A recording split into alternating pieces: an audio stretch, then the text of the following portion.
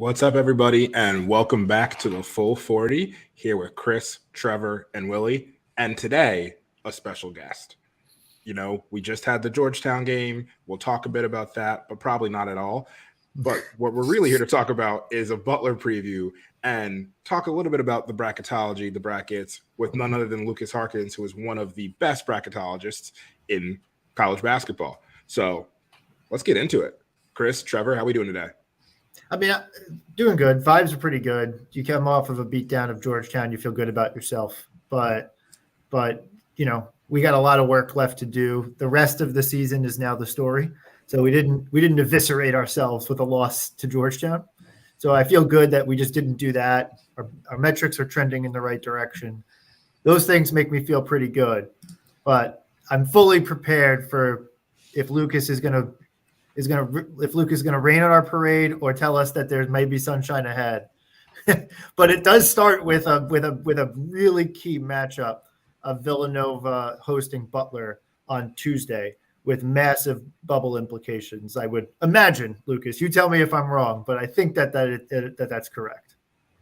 Yeah, for sure. It's a really big one for both teams. Butler obviously coming off now back-to-back losses at home. Really, it's kind of a point with both these teams right now where they're both kind of eyeing if they can get to 10 wins in conference, they'll feel pretty good about where they stand. If they can get to 11, even better. And obviously that gets much easier for both teams if they're able to take this game. The path gets easier for both to be able to notch off one of those victories. So I guess I want to talk a lot about the bubble, but as we approach this game on Tuesday, both teams are a little bit in a different spot than they were the last time we met. When we met last time, Villanova was coming off a 3-game losing streak, losers of 4 out of 5. Had just gotten pounded by, I think it was St. John's. Yeah, and Butler was starting to really dig in. They had, I don't want to say a slow start to the year. It wasn't ever a bad start, and it was a good non-conference overall. At that time, the Texas Tech win that you guys had and we had didn't seem as tremendous as it has ended up being for both teams. Yep. So the resume in the non-con for Butler kind of improved with time, and I would say that was right around the hottest period of Butler's schedule when we played last. It's been a little bit different of late with Villanova now winners of 3 of the last 4. And Butler coming off a little bit of a slide here. What's gone wrong for Butler in the very recent couple weeks? For one, having to play UConn and Marquette is going wrong. Quite frankly, it hasn't really been – I think they've played 20 bad minutes. And that's the last 20 – and really they played 20 bad minutes. This is last 20 minutes.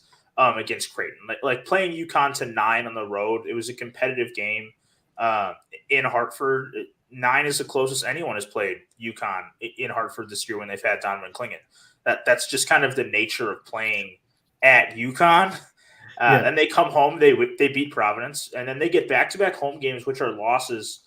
But it's gonna be really tough for anyone who's obviously no one else in the league has done so. But to win at Marquette and at Creighton and then get them at home. They're both better teams than Butler is, and the odds that they were going to sweep both, even coming home for the second leg of it, I thought were pretty low. The Marquette game, they were competitive. They got it to 2 with 3 or 4 minutes to go.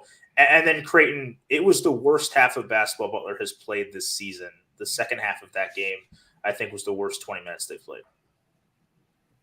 Yeah, that game was rough. I watched most of the second half of that game, and I was frankly shocked.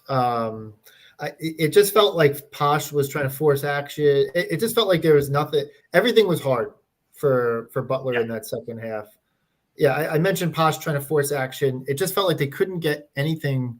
They couldn't get any positive momentum going, and then the defense really let them down. Creighton was just playing really, really smart offensively and just finding every seam in the defense. I'm struggling to see if that's more of a compliment to Creighton, that maybe they're starting to pull their stuff together, or was it a Butler problem, or maybe a little bit of both?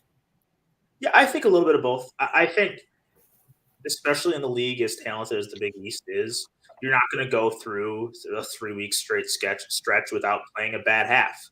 And Butler played well against DePaul, Georgetown, Nova, Creighton, UConn, Providence, Marquette in what was 6-7 consecutive games where they pretty much played good halves throughout. And then they got to the Creighton game, and it was a bad second half. Like, it just kind of felt like Creighton was able to get into a rhythm early in the second half, and when they were able to start spraying it around and really pushing the ball side to side and getting you out of position, Butler tied its offense to its defense in that game. And really, Butler's not a very good defensive team. But if you're able to slow down their offense or take Butler out of their rhythm offensively, it can get away in a hurry. And that's really what happened this one. At 57 points for Butler is its lowest since maybe the season. I can't remember. Yeah, I mean, like, the way I look at it overall for Butler is just like Michigan State. It's mid-February basketball in the Big East. Like, it's gonna happen, like, where you just have these halves, and then for it to happen like against Creighton, who, my feelings aside, is allegedly a quality basketball team. I have issues. I think Creighton's not that good in the scheme of college basketball, but still, whatever, a decent team. Marquette's great, and then you lose to UConn at UConn. Like, it's whatever. Like, the fact that you got the Providence win hammered in there tells me, when I look at it, Butler's doing what they need to be doing. They didn't get the big win to like put them off the bubble, or not off the bubble. They're pretty off of it right now, but solidly in the field, let's say. But as of right now, like, honestly, kind of holding serve with how I'd expect. With maybe you hope that you're able to pull the Marquette game out, but the game that we're all talking about, the reason we're here, is that Nova game is the one for Butler to kind of be like, all right, a win for this kind of solidifies Butler, pushes them further into the safe side of things, as compared to like, all right, a loss, and then it's like, all right, well, now they're a little bit more bubbly. And as for Nova, now I think all our fans would like to hear, like, how do we feel about Villanova right now? I've seen, first four out. I've seen deeper besides first four out.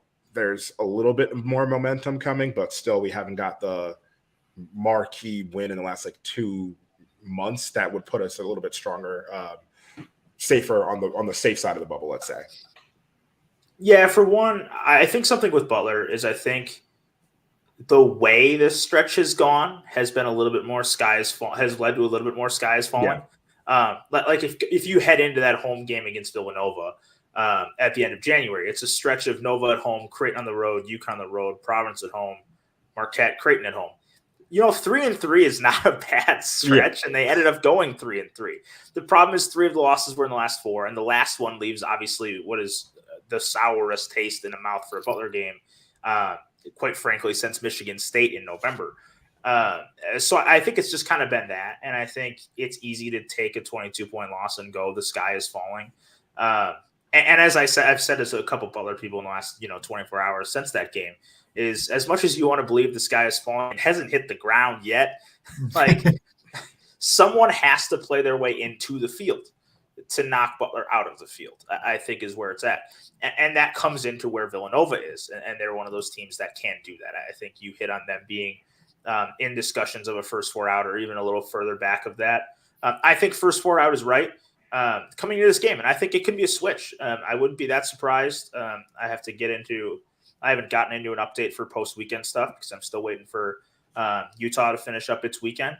But heading into tomorrow, I don't think it would be that big of a stretch for me to think that Tuesday night's game, at least as it is a snapshot for what Wednesday morning will look like. The winner could be in the field and the loser could be out on Wednesday morning, and seeing what happens for the next 3 weeks. This is what's fun about this, like with the Big East, and just college basketball in general, but specifically when you have like a top-heavy conference where then there's just a bunch of like middling teams where it's just like down the stretch, every game is a play-in game. Or is essentially functions as that, where you're out and you're falling outside of it. You're in, you win, and you're a little bit more in. So this is, it's going to be fun. I'm excited for it. I think it's going to be. The game is going to be high leverage, but just excited for like the stretch run here. Lucas, what are you looking for in the game? What do you think just keys to the game type things for Butler are in this one? Quite frankly, I think it's Pierre Brooks.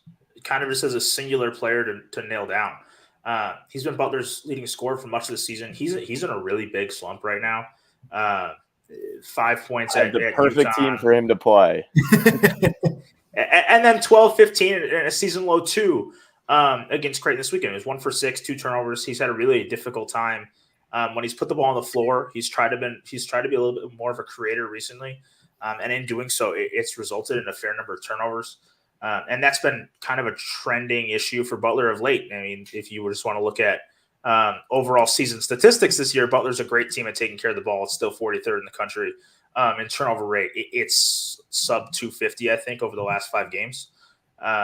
They have not been taking care of the ball well. So I think ball security, and if they can get Pierre Brooks going, because really, when it comes down to looking at what Butler has done this season, it really is what they do on the offensive end is that propels them to being a successful team. And if they're not taking care of the ball, and if Pierre Brooks isn't playing well, those two in tandem make their offense far less potent, and therefore it's really hard to win when those things aren't cooking. And that was the case against Creighton. But not only were those two things not cooking, neither were DJ Davis and Jameel Telford. It was kind of a mix of all three of Butler's offensive weapons just had bad days in that game. And that's been something that I've noticed as a trend for Butler this year. They've been significantly better away from Hinkle Fieldhouse than they have been at home this year analytically. And that comes back to their best wins this year being at Creighton, at Marquette, and Boise State being the 4th best win behind Texas Tech. That was on a neutral court. Their best wins have all been on the road. Their best performances, quite frankly, have been on the road, even in their losses. Like 9 points at UConn isn't a bad loss. And meanwhile, at home, they've gotten beat by Seton Hall at home. They've gotten destroyed by Creighton at home. And even if you go back to some wins in non-conference, they needed 2 overtimes to beat a California team that's not very good. They beat a Buffalo team that's 346th in Ken Pom by 13.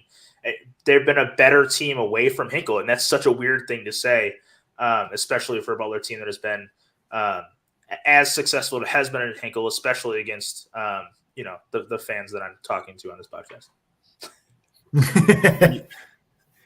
Just as an aside, you mentioned Boise State. This will be a thing I want to talk about towards the end. Are we getting a 6-bid Mountain West? We don't need to answer that now, but I'm so intrigued by this. So that's my question, but we can hit that a little bit later. Lucas, I guess on our side, the thing that I think Villanova fans are excited about right now is Brandon Hausen has been a flamethrower. And sorry, you're talking to me about Brendan Hausen, the guy who said, 2 or 3 years ago, he's going to be an All-American as a senior. I feel great about Brendan Hausen. I've loved him since the second I saw him in a Butler practice camp before his senior year at Amarillo. Dude can ball. Yeah. Well, there you go. You've been proven right so far. And what Villanova has done, so there's been a lot that Villanova fans have complained about this year, including us. But one of the things that has definitely happened is we've seen development from Brendan Hausen on his ability to stay on the floor, because last year he could shoot the shit out of the ball, but he couldn't stay on the floor defensively. He was a total liability. This year he has graduated to below average, but not running off the floor. I would agree. And also finding some moments where he can find a timely read on a defensive set where he can create a turnover and stuff like that. So he's found himself in a position where he's probably our 7th man, I would say, but he's getting significant minutes and earning significant minutes because he just stretches the defense. Even if he's not shooting or making a lot of shots, he is stretching the defense out and letting the rest of the guys go 4-on-4. One thing that's been interesting, we talked about his development, like to your point, Chris, for me, it's almost less about the development of like his skills, which is obviously super important, but how that changes the way we play.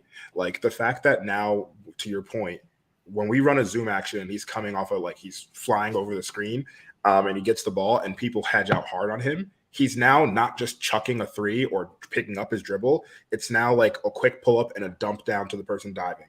And it's things like that where I'm like, ooh, this is interesting. Like he's doing a really good job of this, and it's just adding wrinkles and new just honestly new wrinkles to the offense, which makes us more dynamic, which makes us like just look better. I mean, we've said this, we talked about this in the beginning of the year, but like Dixon was getting doubled all season. And now what we finally have started doing is putting Hausen, when he's on the floor, on the same side as Dixon. So if that double comes, you're giving up a wide open three to Hausen, or it's getting rotation immediately, and then someone else is going to get a high quality shot from it if we're moving the ball the way we should be. So honestly, his presence, if we talked about at the beginning of the year, like glue guy or X factor, like if we're going to make any sort of push, I don't even want to use the word run, if we're making any sort of push towards being an actual tournament team, he's that X factor, and he's already showing like, hey, like I can do this.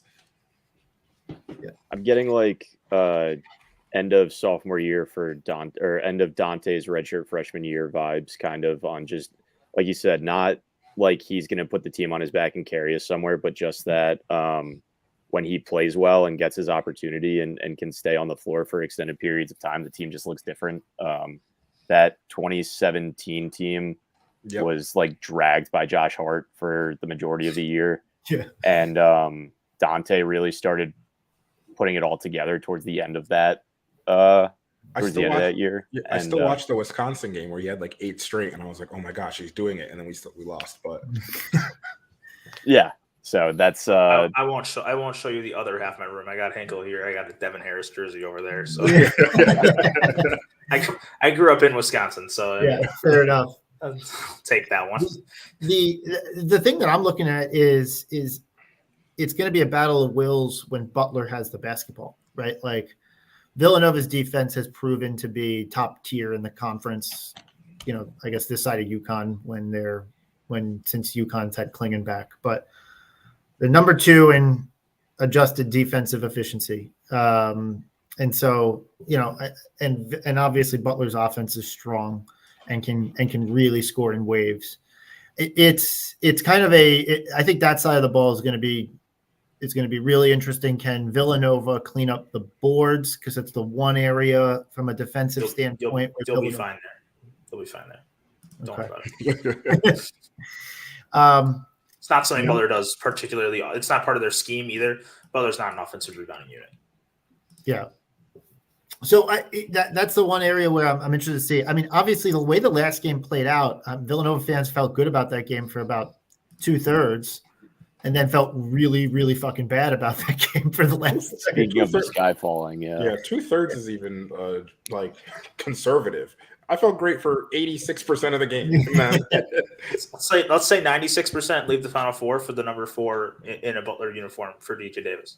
Yeah, which effectively won the game. And some shoddy half-court defense towards the end of the game. Since Villanova is more apt to give up the 11-0 run than to get an 11-0 run, I doubt the game will start the way it did last time. I'd be less shocked by it starting with an 11-0 Butler run. I feel pretty good. If it helps, that hasn't happened yet this year. Butler fell down 11-0 to Nova and 15-0 to Providence. Shot. Unstoppable object meets movable force, like whatever you call it, whatever you want to say, however you want to say it. So I'm interested to see. I mean, I think Villanova. I think at least in our shoes, and we'll get into the bubble conversation. This does feel must-win. It's not fully because the 3 games at the end of the season for Villanova, it theoretically Villanova sweeps them and loses to Butler and loses to UConn and beats Georgetown. So I guess that mix of 4-2 or whatever is theoretically enough. But man, a home opportunity at the Finn versus a team that we had you guys on the ropes last. It feels like this has to be the one that we get. Yeah.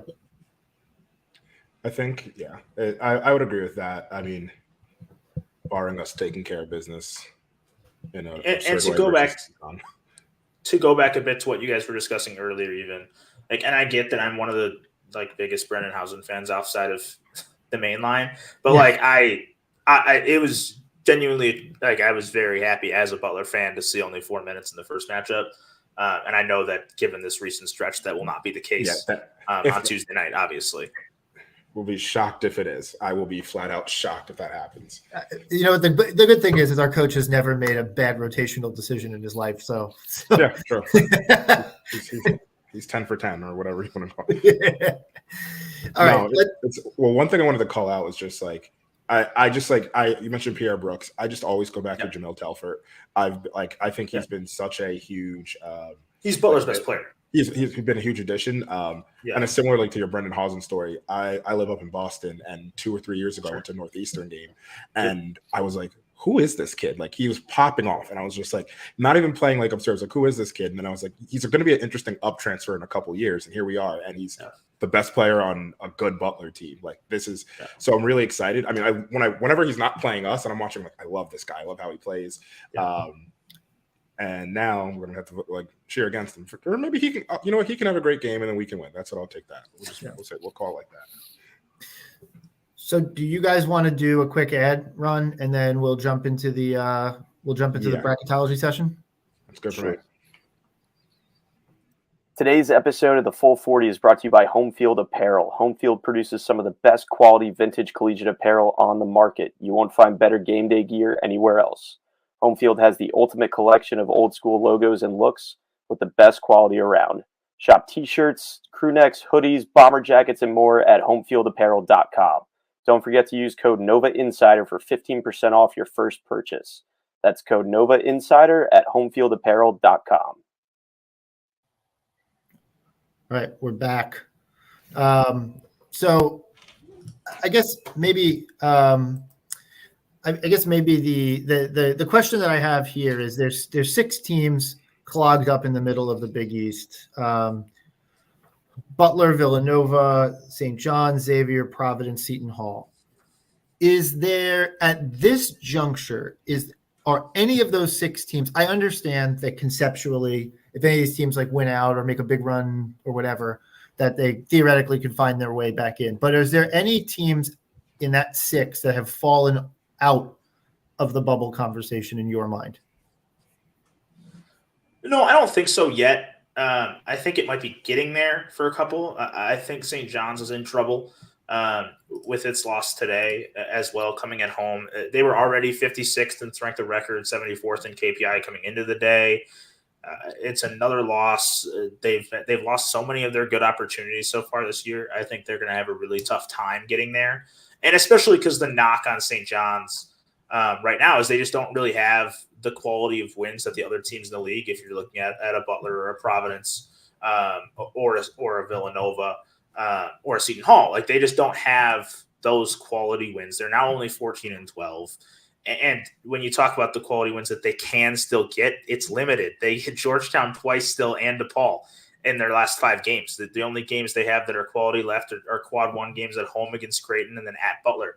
And even if they win those, that would give them 4 quad 1 wins, which would just at best tie Butler, Providence, and be one behind Seton Hall. I think that they have a really tough battle to get there, and I think Xavier is in trouble in that capacity as well. Not with back-to-back losses, and they have more opportunities for quality wins on the stretch. They still get Marquette twice. They get Butler on the road. They get Providence at home. But I think they're in a tough spot. At 13-12, just puts you in such a difficult spot, because even if Xavier is to finish 10-10 in conference play, they'd only be 1 game over 500. In which case they need to win 2 in the Big East tournament to avoid just being 500 on Selection Sunday. That's not going to cut it. I think those are the 2 in the most danger of falling off the bubble conversation of that group, whereas I think the Butler, Providence, Seton Hall, Villanova group is a touch closer / 2 of those probably in the field today. So I guess maybe let's go to that side of the coin. Who I gathered that you have Butler in the field right now. Are they? I expect that to be the case. Yeah. Do you think that they'll? I know you haven't done your update, but do you think that that's looking like a last 4 in, or are they a first 4 or last 4 buys, or maybe kind of where do you think that you have Butler shaking out at the moment? Yeah, I think Butler will be somewhere between 3 and 6, the last 3 to 6 in. So I don't know if they'll be in the last 4 in or last 4 buys, but they'll certainly be close to that conversation. If they're not last 4 in, they'll be right in the bottom part of last 4 buys, I think. They do have the advantage of two of the better road wins that anyone in the bubble has at Creighton and at Villanova. I think that's an edge. And I think we're coming off seeing the bracket reveal on Saturday. And if there's any indication of what matters from that, the committee's treatment of North Carolina, giving them the number 1-2 seed as a team that has performed very well on the road and has better quality, has better resume metrics compared to their peers. And that's where Butler stands. They have the best resume metrics of the bubble teams in the Big East, including 42nd in strength of record, whereas teams like Villanova is 67th, St. John's is 56th in that category. So I think that Butler would probably be in that area, but I really don't think there's that much. I think the bubble right now is pretty small. We're already getting to a point where it's pretty small, and the fact that 6 Big East teams are in a pretty small bubble is so intriguing. Is it going to be maybe a more theoretical question? Like I find myself getting constantly like nervous that like, hey, the Big East is putting themselves in this for the conference in the sense that it's been a good year for the conference. It wasn't maybe the best out of conference schedule, although I think that the out of conference has actually gotten better for Villanova. For the Big East as time has kind of gone on, but it feels like we missed some opportunities in the out of conference. But now I think a lot of people expected UConn and Marquette to quote unquote donate some more wins to the field of teams, and they're not. They just simply have not. And for that reason, I'm a little bit concerned because even though DePaul and Georgetown have quote unquote done their jobs of just being absolutely terrible, like it feels like it's cannibalization. It's cannibalization, and for whatever reason, it's dragging everyone off the bubble in a weird way. I don't know if that's right or wrong.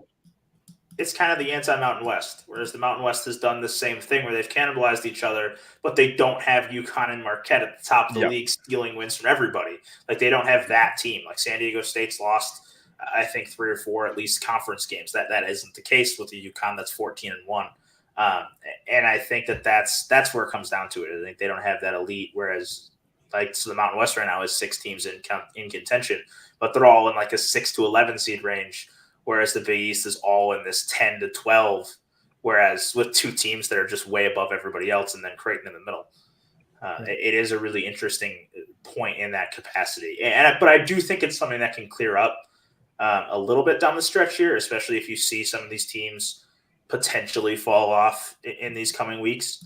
Like if you see a St. John's team, like they're gonna get Butler on the road. Like that's a tough game. Like there's situations here that can shrink this group of 6 down to a group of 3 or 4 pretty quickly. There's still so much season left, really. Like when it comes down to it, there's still 5 or 6 games left for every team. And that really is a lot. Like if you come to it, it's the 5th of the season in a lot of cases. Right. I guess kind of switching gears to Villanova and the topic of this podcast. The thing that I'm looking at the resume, and I'm looking at Villanova, and it's like net 34, Ken Pom 31, BPI 23. And then that's the predictive side. Then the resume side, KPI 59, strength of record 67. Obviously, the strength of schedule is really good. And they have the wins that everyone's been talking about for 2 months because Villanova hasn't added another one of those wins for people to talk about. But I guess my side is it feels like Villanova has a path here because it feels like I was doing a little bit of cursory research. I'm sure you would know this better than me, but it feels like it's relatively rare for a team with the advanced metrics or the predictive metrics that Villanova has to be left out of the field, but it does happen. So I'm curious kind of what your feelings are and where Villanova stands in everything.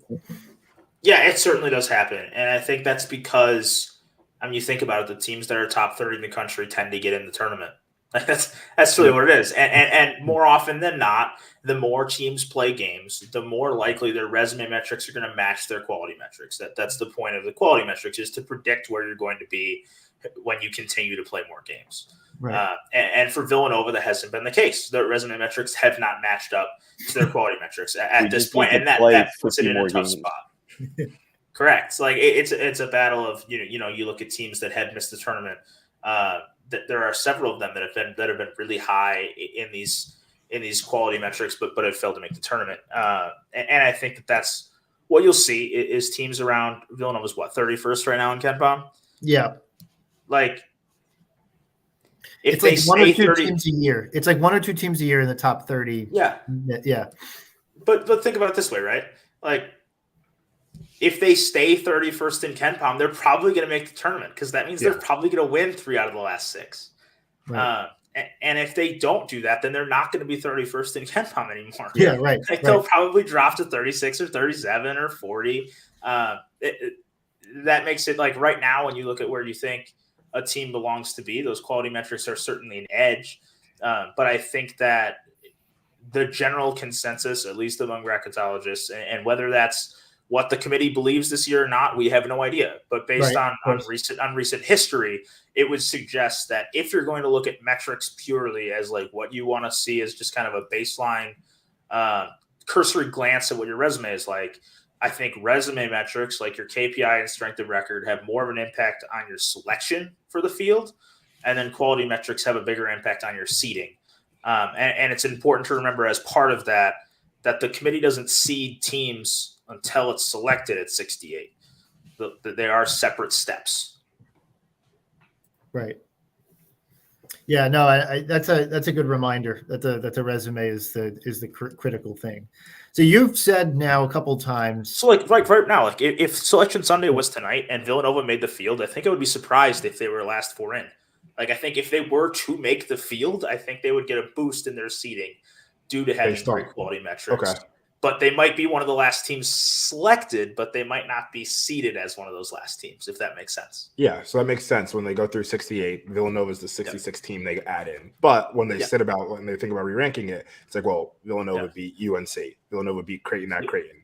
Villanova's beating Texas Tech. Like that's probably and even some of that's like, and I think that comes back to some of these conversations, even with Butler and Villanova, with the Villanova wins that you just mentioned, and Butler playing and winning at Creighton and at Marquette, and like. It's a fundamental way of looking at it, but let's say these teams are contending for 11 seeds. If you ask the teams that you're putting on the 6th line, who do you want to play? Butler and Villanova probably aren't at the top of that list, given what they've done away from home this year.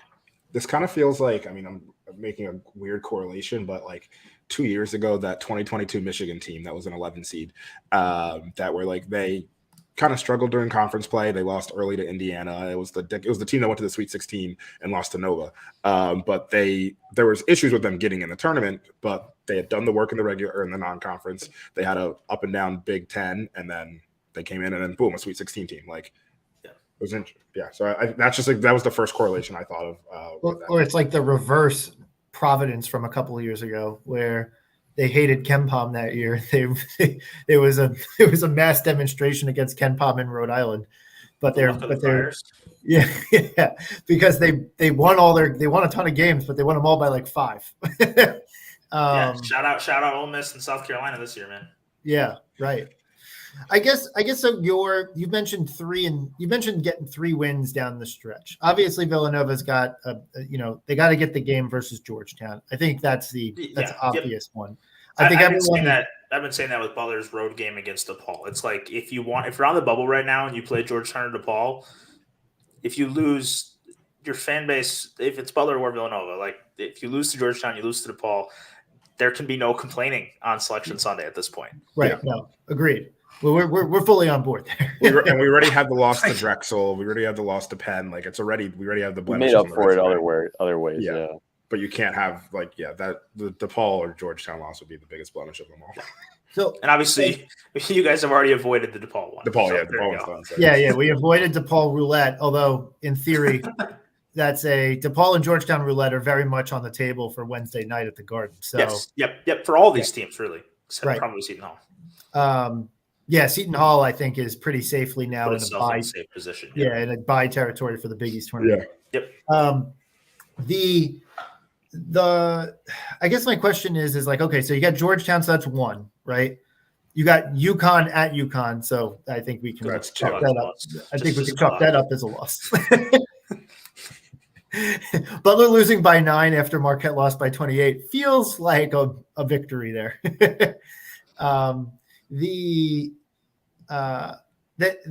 you have, I guess, the games that everyone wants to know what's going to happen, which obviously we have the game that we previewed just before the break. And then we have at Providence, at Seton Hall, and Creighton at home to round out the season. I think the Villanova fan base is kind of thinking that Villanova needs to get 3 of those 4. But maybe I'm mishearing you, but are you in the mindset that it's actually 2 of those 4 is enough to be there? Well, I think 2 of those 4 is conversation for sure. Okay. I think 2 of the 4, and you're still like I don't think if you win 2 of the 4, you're heading into the Big East tournament like the season is over. How about that?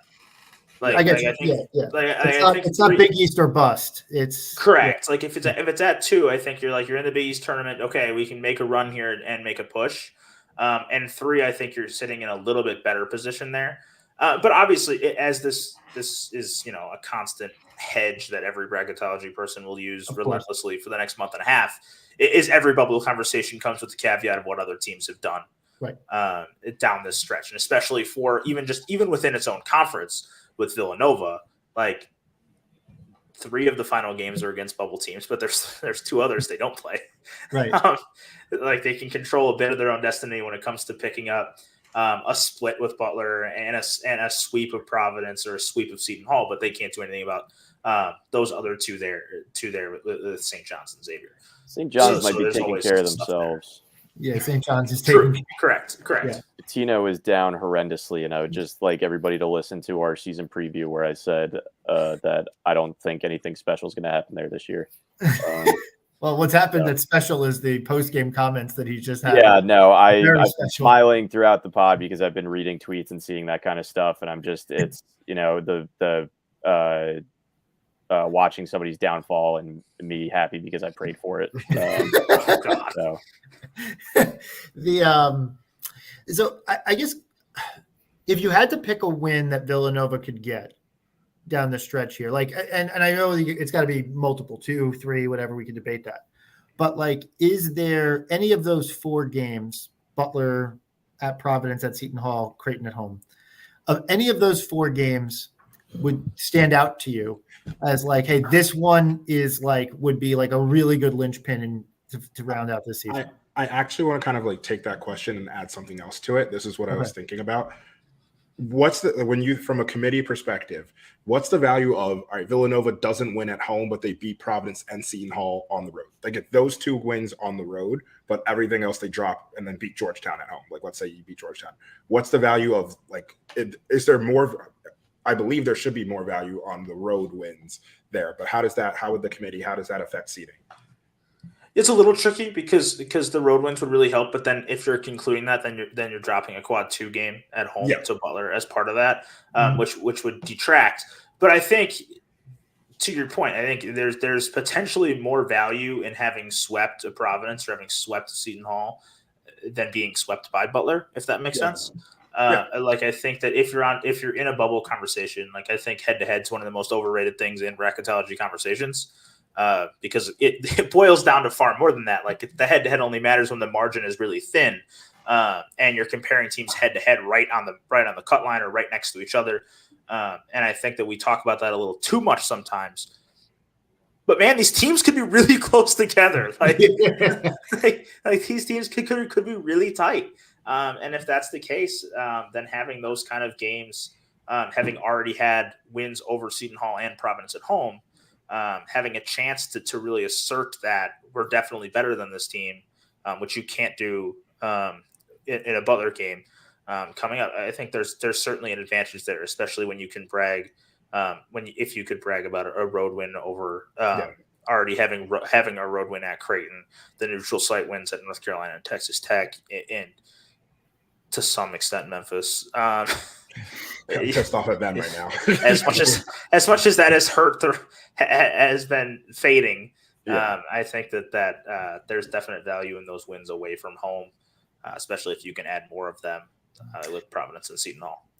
And obviously UConn would do phenomenal wonders, but we we're all, I think, on the same page that that's going to be exceedingly difficult. Yeah, I don't think anyone's sitting here being like, oh, we just got to get that game against. we just got to find a way to get that game against against UConn. No, like that's yeah. If we felt like if we felt like we needed that game against UConn, I think we would be having a conversation that was more along the lines of what the conversation you just had around St. John's and Xavier.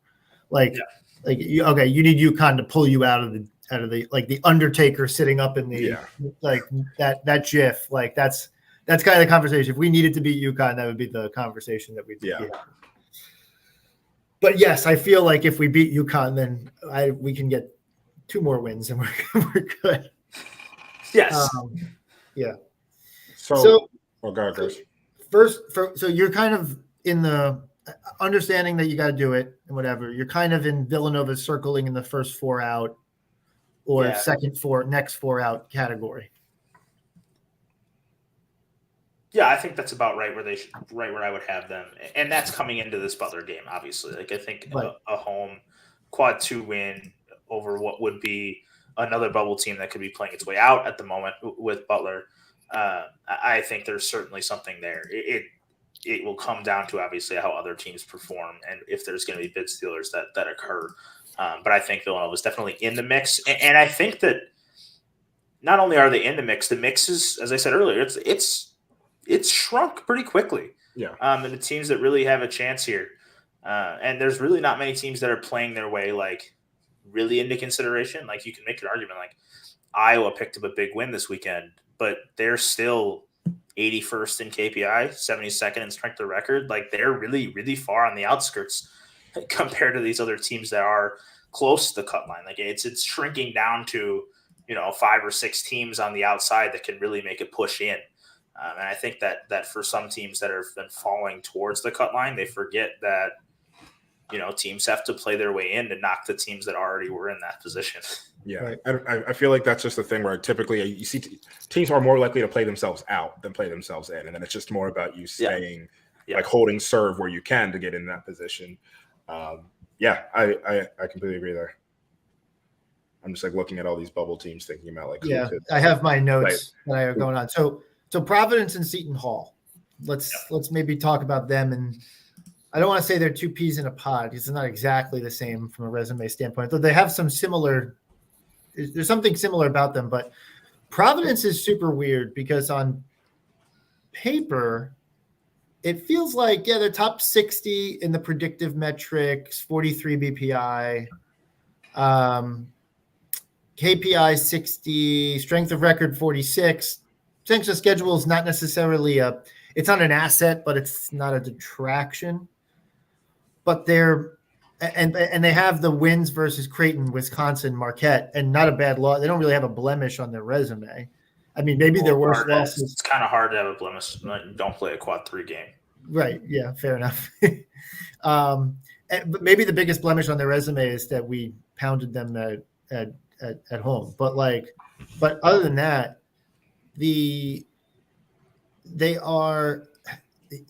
I just don't know what the committee's going to do with the Bryce Hopkins thing because they amassed 2 of those wins with Hopkins. I think the Creighton win after Hopkins goes down kind of goes back in time and revalidates those wins to some degree, but it all came at home. So I guess what does the committee do? What do you think Providence needs to accomplish here down the stretch? Yeah, Providence, I think, is really tricky because as you hit it, like what is the committee going to do with the Bryce Hopkins situation? And even that goes into an overtime home win over Butler, which was their last game with a fully healthy Bryce Hopkins. As you go into that, and part of what's and Wisconsin's been trending down over the last few weeks as well. And you look at the thing that I think is the biggest. You mentioned the blowout loss to Nova, but I think the 2 really black eyes of sorts on Providence's resume is a 2-6 road record for one, 2-6 in true road games, and one of those wins is DePaul, which does nothing for me, and I assume does nothing for the committee, winning at DePaul. And secondly is, yes, they've played a better non-conference strength of schedule than some teams on the bubble. I'm looking at Northwestern, Nebraska, TCU, that kind of group of teams. But 240th in non-conference strength of schedule, significantly below like a team like Villanova, a team like Butler, a team like Xavier, all of which are top 20 in national strength of schedule, and all of which play top 100 non-conference strength of schedules. And I had it earlier, like they're 0-0 in quad. I think quad 3 is the most underappreciated portion of a resume that there is, and because those are semi-quality wins, like they matter more than just feeling, oh, we beat up on quad 4 opponents. And I do think there is a difference between being like an 8-0 or 9-0 in quad 4 versus seeing double-digit wins in quad 4. I think there's some eye test, like just not eye test of watching the game, but an eye test of like what you see on a sheer screen is a high major team that played 10 quad 4 games, I think can be a detractor for Providence. But I do think that they've, as you already hit on, asserted some things with beating Creighton at home without Hopkins. And then although with a recent fade, they beat St. John's home without him. And they've obviously put themselves into a better position than the rest of the bubble teams, sans Seton Hall, as far as potential seeding in the Big East with being 8-7 and still having a game against Georgetown remaining, which should be a win to get over 500, to get more over 500. But I think they're going to be really tested with, they're only going to be favored in 2 games the rest of the season. And one of those is going to be a tight one at home against Villanova. So I think they're a team that's right in the mix. It's so hard to separate this group right now of really all of these teams, with Seton Hall, Providence, Villanova, and Butler, I think are really, really tightly meshed together. For all these teams that are coming up, is there a matchup that you're most like, all right, this is one that's going to tell us the most for between any of the 6 teams there? Is it maybe Tuesday? Like, which one do you think is most important? Yeah, it could be Tuesday. I think I'd probably lean towards something maybe a bit later, like maybe it's Seton Hall Villanova on the 6th. That could be it, because that's going to be Seton Hall's second to last regular season game. Their last game is at home against DePaul, so that's really Villanova at home is their last chance to add a quality win, presumably until the Big East tournament, in which they won't be able to pick up like just kind of a freebie win in the first round because they're going to get a bye, more than likely. Which I think like for some teams is good to avoid a potential landmine against the DePaul or Georgetown, but for others, it's kind of nice to tack on another win sometimes. I think for Seton Hall, having already a pretty good record, they're not a team that's going to need that. But I do think that coming into this final stretch, they go Butler at home, at Creighton, at UConn, Nova at home. That's tough. And then you finish against DePaul, which doesn't really do anything for you. So like their resume could be essentially lined up by March 6th. Right. That makes sense. It's a very interesting situation, by the way, with that like Big East tournament. Like, hey, do you rather be 6-7 seed and get the chance to and have the chance to really blow it to smithereens on a bad night on a Wednesday night at the Garden, or of course, COVID year Xavier lost to DePaul 2 days before the season ended. Yeah, that was probably a game that's going to keep them out of the tournament in 20. Yeah, but then the other side of the equation is that, hey, okay, you get past that team, and then you don't have to play UConn at MSG. is the other like benefit of that equation is you get a win, and then Marquette and Creighton are tough, and I'm assuming that Marquette and Creighton are 2 and 3, but I think Seton Hall can jump in there. Certainly could be there. But so like you jump into that 2-3 game, and it's like, okay, well, that's an eminently more winnable game, especially talking most of these teams that we're having this conversation about, Butler aside, are, and then Xavier's I'm kind of ruling out at the moment, but are East Coast teams. So in terms of being able to be an MSG and impose a little bit of fan will on the game, if you will, then those teams are going to be at an advantage over Marquette and Creighton on Thursday night. And obviously then I think as you go, I think we talked about this before, as you go deeper into these tournaments, the NCAA committee seems to be devaluing, because they kind of get, it seems like they kind of get a a bracket together, and then they're moving little bits and It pieces. doesn't feel like they care. Yeah. After I'm making a hot take this year, and I think that they are, without knowing anything on the inside of it, my bracketology hot take this year is the conference tournament will mean more than they ever have because they've gotten more backlash than they ever have the last 2 or 3 years. Oh, like I think we could see a reversion into like those games really, really being impactful this year. Whether or not that happens remains to be seen. Whether or not I actually take that into account when I put my final bracket in also remains to be seen. But it's my tinfoil hat bracket take. I think this year is that we could see those games mean more than they have recently because of some of the backlash for some recent seedings. Yeah, that makes sense to me. It also is interesting, by the way. That's one other caveat is that if you find your way into this 8-9 game where it feels like St. John's might be, then you actually get, I believe if I read this correctly, you get away game credit for that game if you play St. John's. Yep, you do. Yeah, because that's always been the case. Yeah, and they're not treating it as a neutral. Yeah, no, I was confused that it's your neutral site for everybody except St. John's. It's a home game for St. John's and a road game for teams playing St. John's. Got it. That's always that I did not know that. That's an interesting fact to me. Which would, I guess, also mean that Villanova's loss to Drexel at the Wells Fargo Center is a home loss, or, but nevertheless. Okay, so Providence, going back to Providence, where do you have them at the moment if you had to give a roundabout thing? Are they in the field or are they just on the outside? Yeah, I had Providence as my third to last team in coming into the weekend. And I think that that's probably about where they will stay. DePaul does very little for me, especially when it wasn't a blowout. And yes, before any Providence fans get at me, I'm aware it's a 12-0 run by DePaul that makes it an 11-point game. But the odds anyone is really paying that much attention to it, I think are pretty low. And the fact is that metric-wise, it's an 11-point game, and that's really what it comes down to.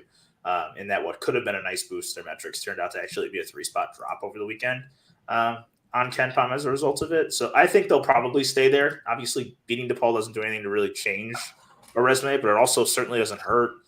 And you look at teams like Wake Forest missed an opportunity. Seton Hall did get one that might be able to push it ahead, maybe. Villanova doesn't really wow me from this weekend either. Utah did get a win tonight while we were on this podcast. That might be enough, but Utah's been fading pretty quickly here too. There's a whole lot of ifsies if you go pretty much, I don't know, Texas A&M on down of my seed list from the weekend that I'm intrigued to see where they end up with early tomorrow morning or early Tuesday morning. Is Providence's name of the game is it a little bit hold, serve, and win the games that you have to win big to move the metrics, to move the metric needle a little bit? Is that all they have to do? Like, can they go 2-3 down the stretch with maybe like a blowout over Georgetown, and that could be enough? Or do they? No, I don't think so. No. Okay. Yeah, I don't think so, because I think one thing that is at least somewhat discussed in bracketology stuff is record against the top 3 quadrants, being like games that have value, like just for the most part, except unless it's a loss, you can generally throw out quad 4 games in a lot of cases. And for Providence, they're 7-9 against the upper 3 quadrants this year because they haven't played a quad 3 game. Whereas you look at like 7-9 versus some of these other teams in the mix. Let's see if I can pull it up here. I think Butler's 9-10. Let's see. I think Villanova is 8-5. First 3 quadrants is 10 and 11. Oh, sorry. First 3. Sorry, I was thinking just Q2. Yeah, 10 and 11 versus Butler's 9-10. A Seton Hall's 9-9. Providence doesn't have the quantity of those wins compared to those other teams at 7-9. It also has a worse win percentage in those games at 7-9. And I think if you think that one of those 2 wins is Georgetown, yes, that's a quad 3 game, but it doesn't really. It would help in some capacity, but I don't think it changes very much. There, I think they're going to need at least 2 here down the stretch. Okay. And then Seton Hall, which is almost like the opposite land of Villanova in the sense of their predictive metrics are not good. but their resume's solid, and they don't have no bad losses. They have a loss at home versus Rutgers, which isn't horrible, but it's not great. And then they have that neutral site loss versus USC, which I think when they took that loss, they thought, it's just a missed opportunity, not a bad deal, but it's easily their worst loss on their resume. But they have a win versus UConn, which is something that no one has done in the year 2024. So that's something. and Marquette. So they beat the only team that has gotten a donation of wins from both UConn and Marquette to this point is Seton Hall. They swept the Johnnies. I don't know I don't know exactly what to do with them because their metrics are so brutal, but their resume is solid. Yeah, I had them on the outside looking in coming into the weekend, but I think that could definitely have changed following a road win at St. John's. That's going to fit in there for quadrant one, and I believe that's their 5th quad one win of the year. It is. That gives them 5 quad one wins this year. I think that's a big leg up on the rest of the bubble, and a 4-4 road record is pretty good as well. One thing that I noted also earlier with Providence is 241 in non-conference strength of schedule, which can sometimes be something that crops up late in these discussions in terms of bubble teams. And as I mentioned with the Villanova or Butler, who are both top 100 in non-conference strength of schedule.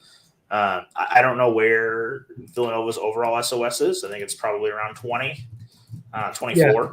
Yeah. And Butler's played the 7th toughest schedule comparatively to Seton Hall, who's sitting at the 55th. I think that could be a difference maker for the Hall.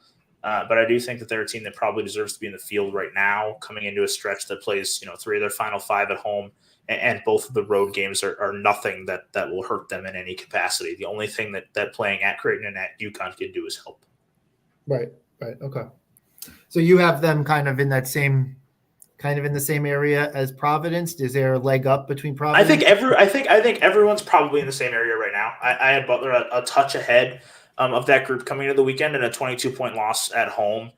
Even if it is to a good team in Creighton, 22-point home loss is a 22-point home loss. Like that's a problem. And I think that probably 2, maybe 3, probably 3 actually. I would hazard a guess that 3 Big East teams will be in my last 6 teams into the field tomorrow morning. Okay. And I would expect that to be in some order: Butler, Providence, and Seton Hall, with Nova in the first 2 or 3 teams out of the field. Okay. Yeah, I keep seeing the I'll call them the popular media bracketologists, if you will. I keep seeing them have 3 Big East teams in that like next 4 out category, or first 4 out, next 4 out category. And I was getting nervous looking at them because I'm like, man, it almost feels like I don't know how these teams climb up and over each other. But hearing you kind of go through it, maybe a little bit more optimism. Yeah, I think something that goes with that is you look at the teams that are hovering around the cut line, and they just have more opportunities for some landmine losses in there. Like a Mississippi, like their quality metrics are so poor that you could see them slide out of the field pretty quickly. And Gonzaga's in the opposite case, where like if they lose to St. Mary's, they're going to enter the tournament field with enter Selection Sunday probably with 1 quality win. That's going to be really tough to handle. A Nebraska, who's played horribly on the road for the most part of the season and has played a poor non-conference strength of schedule. Like there's holes you can poke in any of these resumes here on the 10, 11, and first 4 or 5 teams out of the field. You can poke holes in all of them. And a lot of these teams are just kind of doing the best they can to fill as many of those as they can. Because in a lot of ways, when you get down to these bubble conversations, it's not just about trying to prove that you belong in the NCAA tournaments to the committee. It's also trying to give the committee as few reasons as possible to leave you out. Mm. I mean, I think like what I would say to like Nova fans, honestly, at this stage is kind of like we have the schedule left to like. I know earlier I said a lot of times you play yourself out, but like we have the schedule to play ourselves in. Like that's just sure. like I don't like. Do you truly control your own destiny? I guess sure. But like we can play ourselves Every in. team. That's the beauty of college basketball, man. Yeah, every team controls their own destiny. Every team, except those that are ineligible for the tournament. So like, there's a chance, like Georgetown controls its own destiny, and so does DePaul. Yeah, do they really? just got to cut down the nets in MSG. No big deal. Yeah. Well, what seed would DePaul get if they won 4 games in 4 days at MSG? Would they be a 15? I think that's probably right. Because of like it's so hard. That's such a tricky question. Yeah, like Georgia did it in 2007, I think, and they were 14 or whatever. They were 14, I think. Yeah. The thing with DePaul is like to get there, they're gonna have, especially with the way the Big East bubble is, they're probably gonna have to knock off like a bunch of really good teams to get there. So like their metrics right now would say 16, but to have won the tournament, they would have had to have dramatically increased all of those numbers. That's such a wild question. I mean, they have 3 wins this year and all of them are in quad 4. I guess a 15. Yeah. Like I can see what happens if I turn cast. I mean, I'm already on it. Yeah. All right. Well, if I Martin filter it to just teams that made the field, it's got to be up there. While that's going on, I guess maybe then where your head's at the moment is if I'm ranking these 6 Big East teams, like top to bottom in terms of where they stand right now, and versus each other. Butler's kind of got the slight cut above. Then Providence and Seton Hall are kind of right there next to one another. Then Villanova, and then maybe a little bit of a gap, and then St. John's and Xavier. Is that? Yeah, I think that's correct. I think for now, and obviously that'll come down to how numbers change for Seton Hall after today, and when I get further into it over the next 24 hours or so. I think I will still try to avoid the bias I have. And I think I'll try to. I think I'll probably still have Butler ahead because as you talk about Seton Hall's great wins being UConn and Marquette, and Providence's being Wisconsin and Marquette. All 4 of those games were at home, whereas Butler's best wins were both on the road. I think Butler will probably still have a slight edge there, but I think I would probably say Butler, Providence, Seton Hall are all really tight, and Nova's just one step behind and joins that group. With a win on Tuesday, and definitely a little bit of a gap before, like, don't rule them out yet, St. John's and Xavier. Got it. Okay. And then I guess final question is UConn, Marquette, Creighton, talking about those guys at the top of the bracket. Did anything in the bracket reveal surprise you, make you think a little bit differently about your methodology? Or did it kind of shake out how you expected to shake out? I still have to dive a little bit more into it because they did the bracket reveal while I'm in Hinkle Field Toss watching tip-off for Butler Creighton. So I didn't really get to hear anything about it yet, and I still haven't watched anything back about it. I think Marquette was a little lower than I anticipated, but I think that has more to do with more props from the committee for North Carolina than it does a diss at Marquette. And I think that, at the point, UConn is the best team in the country, but there's no doubt about the fact that they were behind Purdue in terms of resume. Mm-hmm. I think that was a guarantee for UConn. And I think that, UConn deservingly is likely to be a 1 seed. I think Marquette's deservedly going to be a 2 or a 3. And it wasn't a surprise to me necessarily to see Creighton not included. I thought they had a chance because of really good quality metrics being there. They're 9th in BPI, 13th in KenPom. But I think a 5 or 6 is probably about right too. I think anywhere in 4 to 6 is about where Creighton belongs. I think what surprised me the most was I'm going to go back to the Mountain West because I've been obsessed with them this season, but San Diego State being top 4. I was not expecting that. I thought they'd finish out being a 5 seed, and then you see whether it was Creighton giving the 4 or whatever it was, but San Diego State getting that 4 seed was probably the first thing that I saw that I was like, oh, that was pretty surprising to me. Yeah, that contributes to my tinfoil hat theory. Of is San Diego State going to be? Is San Diego State on the 4 line without an 11-point win at home over New Mexico the day before? Yeah. I don't think they are. Like, I think they're probably a 5 seed, and I think that goes as a bit of a testament to the committee to being active and having a contingency ready for what was a really nice performance for San Diego State to add what was their 5th quad 1 win of the year. And I think that they deserved to be on the 4. Like, if I was to have updated my field on Saturday morning to what I thought it should be, San Diego State would have been on my 4 line. I didn't expect them to have done that contingency, so I kept them on my 5. But I think that's a good sign for what's going to be an important conference tournament week relative to what people have talked about in the past. Makes sense. I guess Purdue was clearly ahead from a resume standpoint for the number 1 overall seed versus UConn. Do you think the game yesterday makes that a little bit more of a question, or is it still? I think it's still Purdue. Yeah. Let's say UConn goes into Creighton. I think they're at Creighton this week. I think that's right. On Tuesday.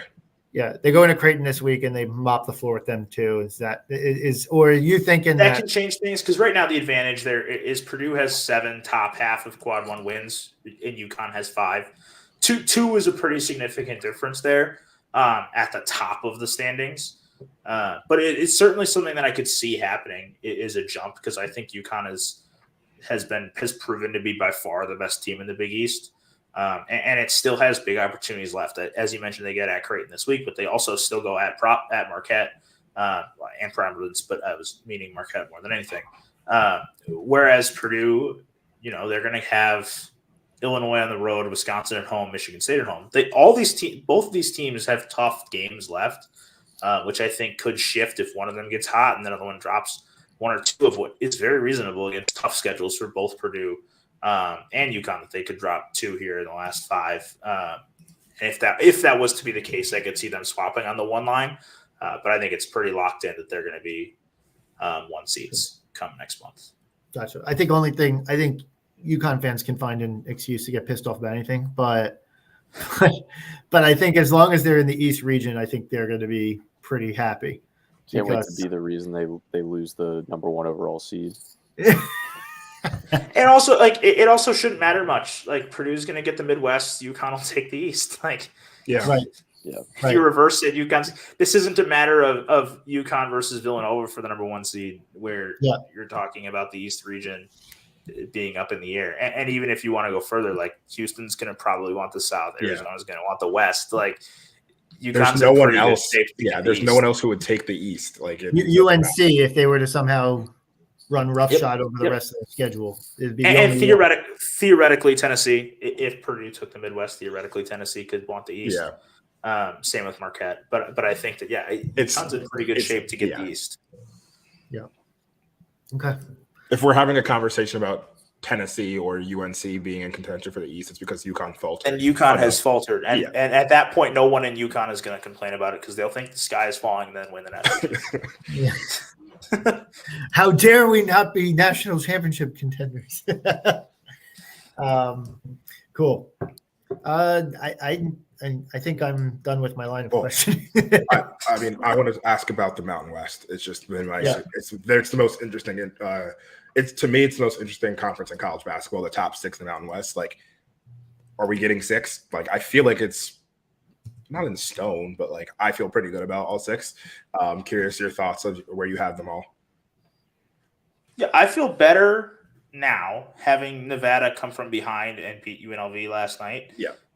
Which for some godforsaken reason I was awake to watch. Shout out USC for going to double overtime, which at that point I was like, well, I stayed it for this. Might as well watch the end of Nevada UNLV. So I think that 6 bids is more likely than 4.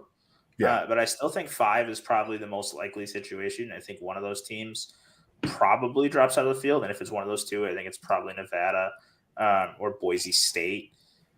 Because I think San Diego State obviously has put itself in great position. Yeah. Colorado State has done the same. New Mexico does have a really tricky schedule left. I think that's kind of flown a bit under the radar, and that they had a really front-loaded, pretty easy start to the schedule in Mountain West, and so they jumped out to that 6-2 start. There's 2 and 3 over the last 5. They still get Colorado State at home, Boise State on the road, Utah State on the road. Like, it wouldn't be a shock if they lost all 3 of those games. And if they do, things could get interesting. But I think more likely than not, this is a 5 or 6 bid league with potentially 2 or 3 of those teams in double-digit seeds, though. Cool. But also, what I won't do is I will not rule out 7-bid Mountain West yet. I won't. I refuse. Who are we talking about the 7th being? UNLV at home in the Mountain West tournament. You never know. Okay, there we go. Yes. Like, you just like, I think the odds that they if that were to happen, they'd knock out one of the other 6 is really high. But like, they've been, I mean, we saw it last night to some extent. They almost knocked off Nevada. I mean, they've been a kind of a giant killer in the Mountain West. Sometimes at points this year, they swept New Mexico and they beat Boise State on the road. That's a dangerous team. It's a dangerous team. They like barely lost to Colorado State to 3 or something earlier in the game. Yeah, they're good, but they're a good team that can lose to anyone. Air Force by 32 at home, or they can beat anybody. Like, I think that'll make that tournament at least somewhat interesting. I love the broad shoulders of the Creighton Blue Jays lifting the Mountain West Conference to glory. What they donate? 3 wins to the Mountain West in the out of conference. So. Yeah. Cool. Lucas, thank you. This has been very illuminating conversation, and I think it's good to ground everybody in kind of like what the task ahead is. And so I very much appreciate you coming on. Yeah, and the last thing I'll say, and this isn't just for Villanova, it's for Butler, it's for Seton Hall, it's for every one of these Big East teams on the bubble. When you're this close to the cut line, unless it's DePaul or Georgetown, one game doesn't define your season. Like, as I said with Butler after its 22-point game, like, the sky can fall, it's not hit the ground until like you're really out of it. Yeah. And that isn't the case with like a loss. Like, if Villanova is to lose at home to Butler, which would be great for me. If that were to happen, like, there's bounce back situations there still. Yeah. I think that there's, I think people underrate how much of a season 5 or 6 games still is. So it's a good chunk of your resume. Okay. Good to have it. Thank you. Yeah. Now, I hope you guys are really, really sad on Wednesday. That would be great. This team can't hurt me. I've decided. No, they can hurt me again. I've gone back to being able to be hurt again. Yeah, I know. Yeah, which honestly for me as a Butler fan, like, this season has been so weird in that, like, it feels good to be ready to be heartbroken. Like, after the last few years, it's just the difference of, like, I'm at the point where I'm like, okay, I can be disappointed, and like, I didn't really have a reason to be disappointed the last few years. So it was just losing. Yeah. Well, I wish you the best of luck with the season after Wednesday. And yeah, no, I really, again, appreciate you coming and joining us here on the Full 40. Yeah, thanks. Have a good one. And, have a great rest of your week after Tuesday. Thanks, Lucas.